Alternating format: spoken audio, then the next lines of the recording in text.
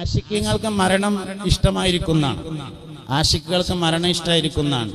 ബഹുമാനപ്പെട്ട സയ്യിദുനാ ബിലാൽ മുഅദ്ദിൻ റളിയല്ലാഹു അൻഹു നബി തങ്ങൾ വഫാത്തായിട്ട് മഹാനവറുകൾ മദീനയിൽ നിന്ന് യാത്ര പോയി.